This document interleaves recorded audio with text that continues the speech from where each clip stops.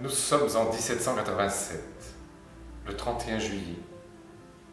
Aimé Benjamin Fleuriot vient de mourir, laissant derrière lui une des plus grosses fortunes de La Rochelle, qui avoisinait, sinon dépassait, la considérable somme de 4 millions de livres.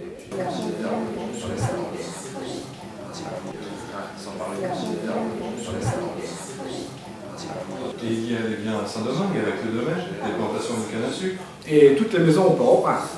Et en plus, la terre est seigneurie de Touche-Longue à Saint-Laurent-de-la-Prée, plus des cabanes dans le Marais. Sans parler de la vingtaine de marais salants, principalement dans l'île de Ré, une grande foncière, viagère, un porte-carrosse et son équipage, et un très riche mobilier. Une douzaine de maisons dans le même quartier au centre de La Rochelle. Dont le fleuron et ce magnifique hôtel particulier où nous sommes, l'hôtel Fleuriot. À l'image de nombreuses familles commerçantes de la ville, la famille Fleuriot n'était pas rochelaise de souche, mais originaire de Châtellerault, où elle apparaît à la fin du XVe siècle dans la haute bourgeoisie marchande de la ville. C'est à l'époque où se préparait l'édit de Nantes que François, son père, vint s'établir à La Rochelle comme marchand raffineur, suivi en 1687 par son cadet Jean, apprenti horloger.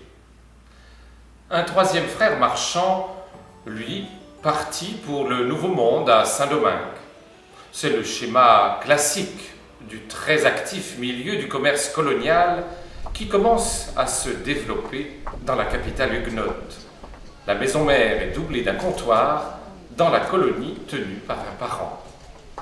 On est ainsi présent aux deux bouts de la chaîne des denrées coloniales, en l'occurrence pour les Fleuriot, essentiellement le sucre. En 1709, l'année de la naissance d'Aimé Benjamin Fleuriot, la ville de La Rochelle construisait de plus en plus de navires. Ceci entraînait une activité florissante dans toute la ville et sa région. Il en fallait des peintres, des charpentiers, des calfats et de la main-d'œuvre pour construire ces gigantesques bateaux. Des forgerons, des cordiers, des voiliers pour les armées. Il en fallait des ustensiles de bord, des draps, des habits, de la nourriture pour partir pour ces voyages au long cours. Pourtant, quand Aimé Benjamin part de La Rochelle en 1729, il a pour seul bagage la honte de la faillite monumentale de son père. C'est une catastrophe. La famille n'a pas assez de biens pour rembourser les dettes. Son père vient de mourir peu après le dépôt de bilan de sa raffinerie. Les causes de cette faillite sont mal déterminées. D'abord commerciale, la concurrence de Nantes et de Bordeaux, qui au dire des raffineurs rochelais introduisent frauduleusement du sucre en pain, et le refus de l'administration d'autoriser un entrepôt colonial à La Rochelle, c'est en tout cas ce qu'invoquent les raffineurs de la ville.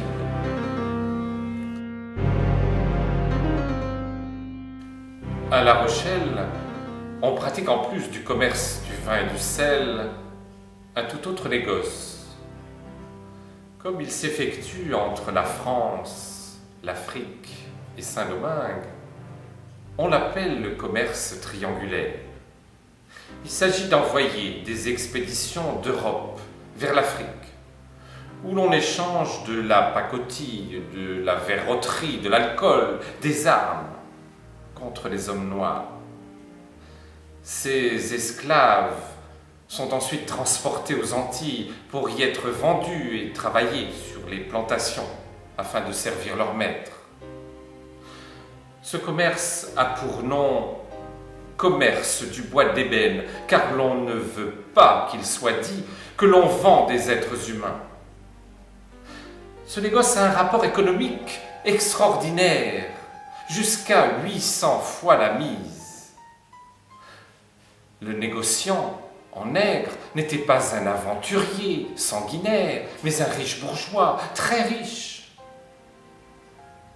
Il faut en effet beaucoup de main-d'œuvre en Amérique, car les Espagnols et les Portugais ont massacré la population indienne, et c'est pour cela que l'on déporte les Noirs.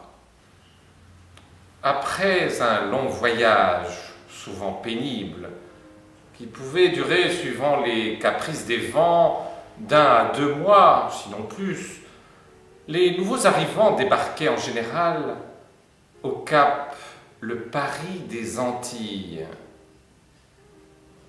Aimé Benjamin Fleuriot devra se contenter d'un port de moindre importance, Saint-Marc, plus proche de Montrouy, lieu où l'oncle Paul s'est établi depuis une vingtaine d'années. Cet oncle, surnommé Chassot, était arrivé dans la colonie en 1710, embarqué à La Rochelle en début d'année, en laissant par son testament du 17 janvier tous ses biens à ses frères.